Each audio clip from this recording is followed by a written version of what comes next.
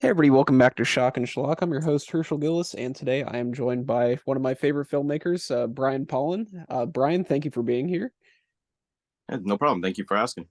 Of course. Now just to sort of start abruptly here, and for all of my viewers here, sorry you can't see me. My video isn't working today for whatever reason. But starting off here, sort of what got you into horror in the first place? Um, I think what the first time I actually really got into it, I mean, as a kid, little kid, I was always fascinated by like Halloween time. Anything ghosts and supernatural, I was already fascinated by. But honestly, when I was younger, I was like scared to death of horror films. Um, like I was fascinated by them, but like I couldn't take the sight of blood, which is kind of weird to say now. Hmm. But it wasn't until I was like 12 or 13, I think it was, one of my cousins, he had gotten, to show my age now, he got a Betamax. He had gotten one of those players and he Hmm. bought The Howling. And he's like, oh, you got to watch it. He's like, it's not too bad. I'm like, okay. So that was the first rated R horror film I ever watched. And once I got through it, I was like, that was incredible. I loved it. And that just started my fascination with horror films. Hmm. And what would you say one made you want to start making your own films and to be a filmmaker? It mainly started through, I had already been doing special makeup effects. I think I started doing that when I was in like 11th grade in high school. And I'd be sitting there for hours doing like an effect on my arm or something, like a burn effect or something, or I'd be making my face up. And then you go to ask someone, all right, can you take some pictures? And then after that, you take like maybe 4 or 5 pictures, and it's like, oh crap, all that work Yeah. just for that. It'd get to a point where it wasn't satisfying anymore. And my friend Rich George that I do the movies with, him and I, we would always get together and we'd rent like 4 movies a night, and we'd have what were called gore nights. We try to find like, the goriest ones possible. So it just got to a point where it was like watching just wasn't enough. We had to we had to take part somehow. We had to try to get a hold of a camera, and it just from that, just from loving it so much, that we just decided to figure out any way we possibly could to stop making movies. Hmm. And you said that you started doing effects in 11th grade or so. So are you self-taught with that? I know you're pretty well known for your special effects use in movies. That's for sure definitely a drawing point from a lot of people, including myself, that I've heard from as well. Thanks. Um, Self-taught at the beginning. Back then, it was hard to find all this stuff. I think it was I wrote to an ad in the back of Fangoria magazine. I got a catalog in, and it was basically trying to figure out where do you find this stuff, what's the companies that distribute it.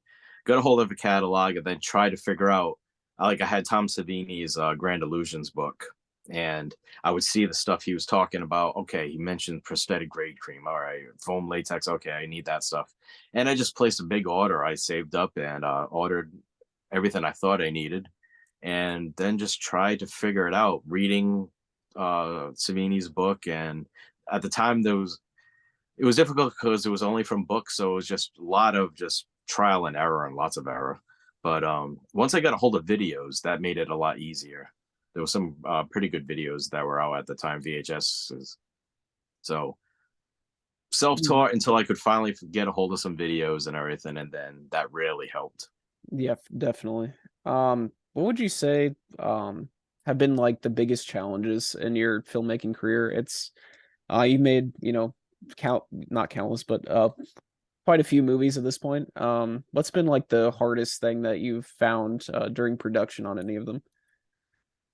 Well, more towards the beginning, uh, probably after we made like 4 or 5 short films. Again, these were all most of these were being shot on a VHS Mhm. camcorder, so the quality was crap. We didn't really have it was like I said, it was just difficult back then to be able to do anything because it was still at the point where really only professionals could be making movies because they had the equipment and stuff. But trying to get taken seriously was the most difficult part because well, I think the first thing I sent out, I found out about a magazine called Film Threat Video Guide, and we had made a movie called The Harvester. It was about 63 minutes long. And I'm thinking of like, oh, we made something pretty cool there, but I sent it out and oh, we just got trashed. Mm-hmm. Like the review was just absolutely horrible. Just I was like, oh wow, okay, we're doing something wrong. Sent out another short film, trashed completely. And then my first full length movie, Reap of Evil, I was like, okay, we really did it this time. We put all this work into it. It's a full length movie. And I sent out for review and completely trash. I was like, what the hell? What am I doing wrong? So Mm-hmm. that was like a huge reality slap, just realizing I was like, wow, I thought I just basically had to figure out, like, all right, I got to go back and try to figure out what am I doing wrong and what makes an entertaining story. And I had to also better equipment. I had to try to figure out how to get a hold of better equipment to make the movies. Yeah, definitely. And I know Morbid Tales had some of those shorts in it as well. Sort of speaking on that one too, what made you want to go back and sort of take those earlier short films and sort of turn them into something new? Just from constant emails over the years. When I first put up my website, I have a page called Filmography, and I thought it'd be fun just to list every single movie that we had made, all the short films. Because I think when I made the website, At Dawn They Sleep might have been out for sale already.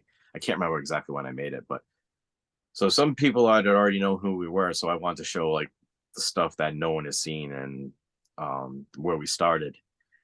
And I would always get emails over the years saying, "Is there any way we can see these movies?" I'm like, "No, they're not for sale or anything. You know, they're just amateur things we did when we were first starting."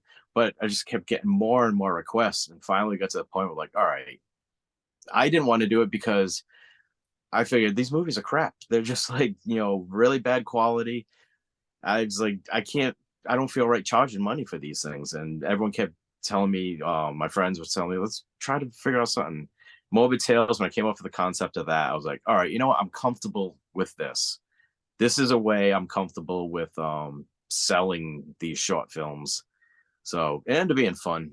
I figured let's try to make the wraparound story almost as long as the three short films. That way they're, even if they didn't like them, they're getting a whole new brand new short film as well. So we Hmm. just loaded it with effects. So at least I felt like people will hopefully be getting their money's worth, even if they hated the three short films. Yeah, definitely. Morbid Tales actually ended up being one of my favorites that you've done with the wraparound story there. That's cool. And the effect with like the creature like tree monster towards the end of the movie. That's probably my favorite thing that you've done in a movie like set piece wise. If you had to choose one from any movie that you've made, what has been like maybe one of your top one or two effects or set pieces that you've done? Yeah, the tree monster, the mother tree monster, whatever Hmm. she's called. I was proud of that one because it was at the time it was the biggest thing I had ever made. Before that, it was the plasm and cryptic plasm at the end. Hmm. But this thing, because it took like three or four of us to puppet the creature, um, Joe Olson, he was working the head.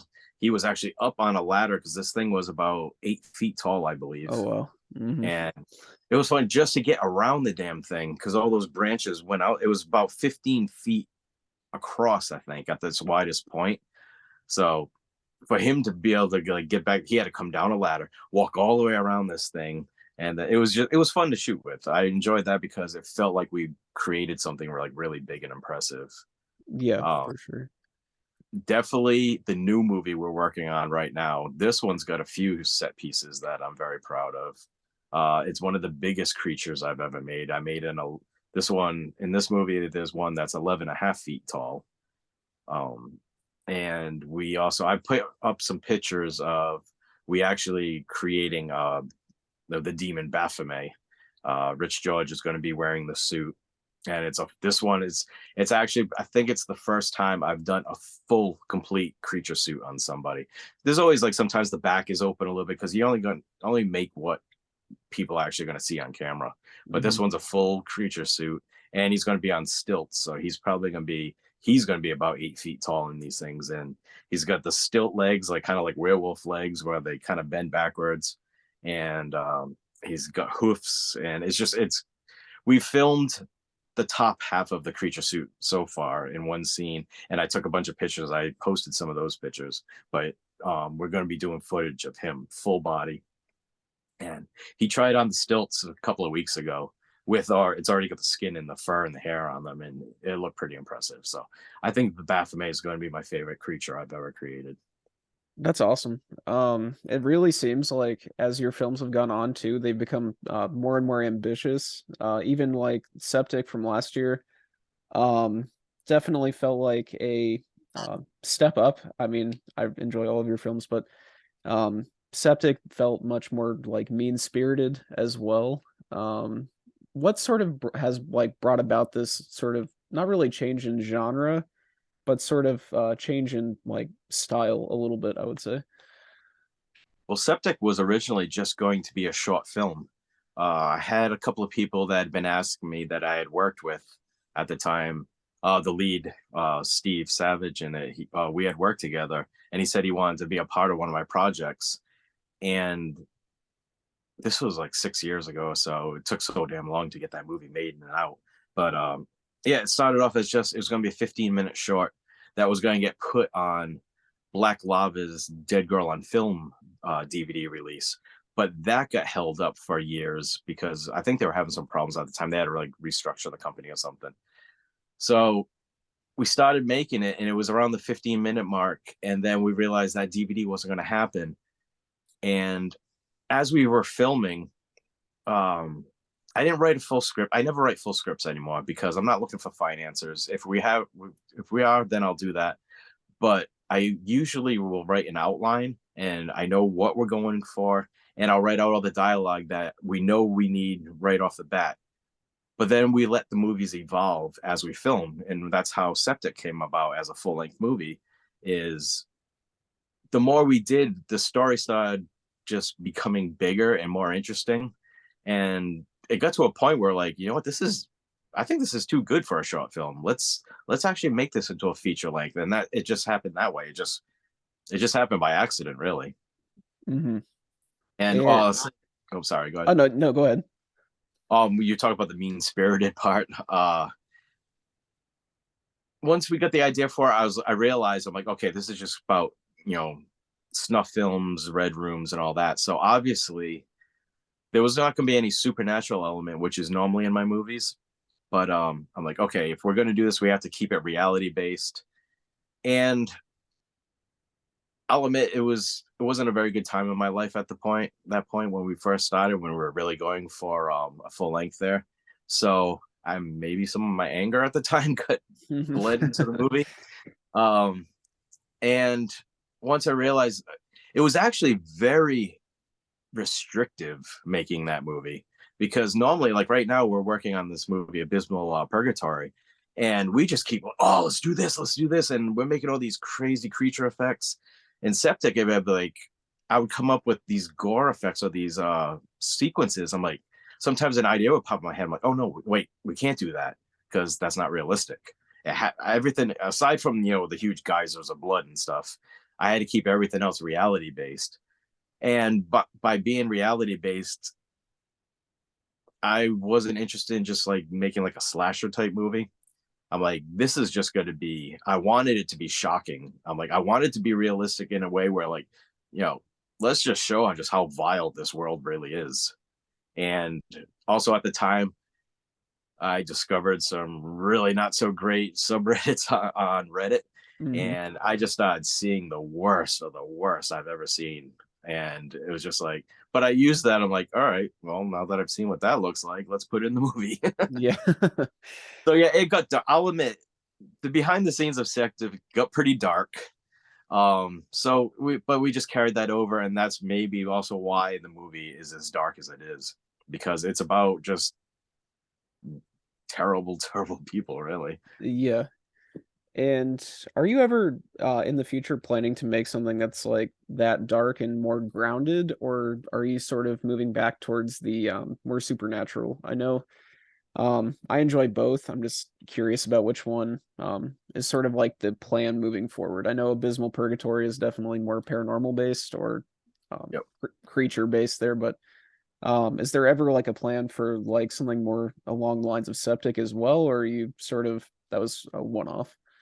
As of right now, no, because I enjoy having no boundaries. and I love doing the cosmic horror stuff, just because the you can go so far with the ideas and the concepts. I love just really just crazy, no limit concepts to stories. And Abysmal is kind of giving me, that's giving me the opportunity right now. So I enjoy that because it allows you to be as creative as possible.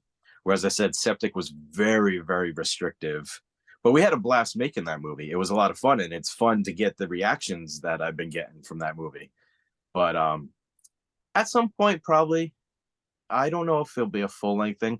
Like I said, it'll happen. It'll just be something that happens by accident, and if it happens, it happens. But yeah, I wouldn't mind going really like in reality based. I don't know. It's kind of difficult because if I were to do it, it would be as dark as possible, and it might not be entertaining to a lot of Yeah. people. It just because I know what bothers me, and I know what the some of the stuff I've seen on Reddit is just absolutely inhuman. Hmm. Um, I have a feeling if I were to go in the septic route again, I would try to go that far. Obviously, not nothing real, obviously, but Yeah. it would definitely be for a very small audience because it wouldn't be pleasant to watch. I think I'd probably say, all right, I'm going to make a movie that's going to bother me because I know what bothers me. It just I don't know. It wouldn't be fun to watch. Yeah. Yeah, that sledgehammer scene in Septic was probably the most gnarly thing that I'd seen in a very long time. Coming off of rewatch of Morbid Tales before, or not Morbid Tales, Cryptic Plasm before that, Yep. definitely a system shock there. And That stuff was too because it was fun trying to make that, make it as gory as possible, but then also it's like, okay, I got to make this look real. And so that yeah. that was interesting. It was a challenge trying to do that stuff. Hmm. Yeah, it was definitely really interesting visually too, and I could definitely tell it was much more restrained than previous stuff. Even, Bone Sickness and everything is this very balls to the wall. That one was much more grounded, and I would say definitely more bothersome because it was so much more grounded in reality. Yeah, Um, but yeah, really liked that as well. But that's moving, scary. yeah, with this new film coming out, is that sort of a return to something more like Cryptic Plasm? I know you mentioned cosmic horror, and Cryptic Plasm was obviously very Lovecraft, cosmic horror inspired for sure. Um, is this new one sort of leaning more into that direction? Definitely. Yeah. Surprisingly, it's like we it doesn't exactly say where the movie takes place once things, all the supernatural stuff starts happening. And when we're making the movie, we're basically saying it's hell, but at the same time, I don't like calling it hell because I'm like, I don't want it to have religious overtones. Hmm. Which surprisingly, even though the stuff I'm into and some of my own thoughts, religious horror is some of my favorite type of storylines. Like The Exorcist, Prince of Darkness, all that stuff. But I kind of I would like to make this more Lovecraftian, but again, the story just evolved on its own, and yeah, it just kind of takes place in like a hell-like dimension type thing. That's basically what we're calling it. It's Hmm. hell. Yeah. But then And Baphomet's in it too, so that's again Baphomet is obviously you could say Baphomet is a religious figure, so it is yeah, what it is. yeah, for sure. What would you say is the thing about this new film that you're most excited for people to see? It definitely seems bigger scale for sure. Even from the photos you mentioned, I've seen those as well online.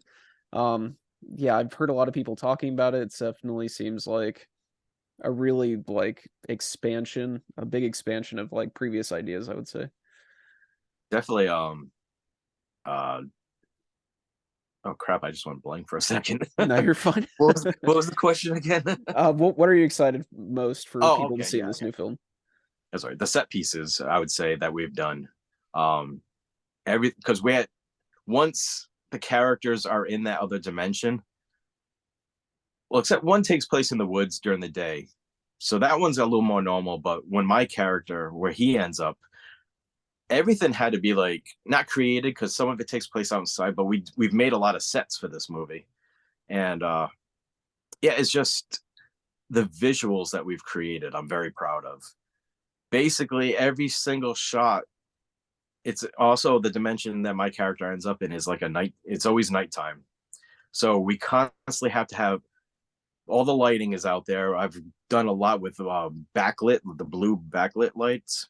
Hmm. Uh, there's fog pouring in every single shot in this during all like half the movie. It was just I'm having a lot of fun creating this atmosphere. It's the atmosphere of the movie is what I'm really loving, and I've it's been nice to see a lot of people have been commenting about it, about seeing the atmosphere and the way it's backlit and all that. So just everything, you know, the atmosphere we're creating, the sets we're doing, the set pieces, the huge creature effects we're doing. What we're doing is actually we're doing something a little different on this one is because the creature effects and the sets we're building are there's so much work involved. We're concentrating on all that first. We actually most of the story with the characters is already told, and now we're concentrating on just creating that world. And then what we're going to do is go back and then punch up all the gore. So the gore is actually going to be like the last thing we're doing on this movie Hmm. That's because I'm interesting. watching to see how the movie evolves and see what looks. We've been doing effects, but even we were going to be filming Saturday night, but it's going to be stupidly cold here, so we actually just canceled. But what we're going to do is just an added effect to something we did a while ago because I'm already looking at it and I'm seeing how editing is going to come together. And I'm like, all right, we'll do this. We'll punch it up with this and we'll add more to this. So we're filming gore as we film, but then we're going to go back and we're just going to make it. We're just going to up it up so much more. Awesome. That sounds great. I'm super excited for that too. Your effects are always spectacular. The monster designs and everything are certainly, I would say, the best in indie horror right now, by far. So, always looking forward to that. And, sort of closing in here, towards the end, what would you say would be your biggest advice for like upcoming filmmakers or wannabe filmmakers, people that are just starting out, maybe like myself as well? Working with low budgets and sort of with restraints, and such. Just go for it. Be ambitious. I One bit of advice I see people say I don't like is some people will concentrate so much on obviously film within your means, but they also add in a point where it's like, don't be too ambitious. No, be ambitious. Be as crazy as you want to be. Make it as big as you want to be. But obviously, as you're doing it, think beforehand as you're writing, where can I film this? Where can I pull this off? So you don't, screw yourself that way. But Hmm. just don't hold back. Just go for it. Because that's exactly what we did. We started with absolutely nothing. We just had, a VHS camcorder and we were editing through VCRs when we first started off. So, and technically we still don't really have much compared to other people I see out there. Sometimes I get a little, I don't know, I watch people on Facebook and stuff. I'm like, oh shit, how do they have all that stuff? I'm like, Yeah. I kind of I get a little like self-conscious sometimes because we don't have huge equipment or any of this. Abysmal Purgatory is still being shot on standard definition. I do finally have an HD camera. I got it about a year and a half ago, but this I'm using footage that I had already done. This is actually I've never meant I forgot to mention this is this was built off of a 5-minute short that I made from Marcus Coach's Symbolicus 2. So I made a 5-minute short for Symbolicus 2. And then I was talking with another friend and talking about expanding our stories. I'm like, you know what? I think I'd like to do that. I want to expand this. So that's actually how this movie came about is I'm taking that 5-minute short and now I'm making it to whatever length it ends up. It might be, I think it's going to be full length. So, but again, we're making a full length feature. It just kind of happened. It fell in our laps. So like, let's take this 5-minute short. And I'm like, oh, screw it. Let's go for it.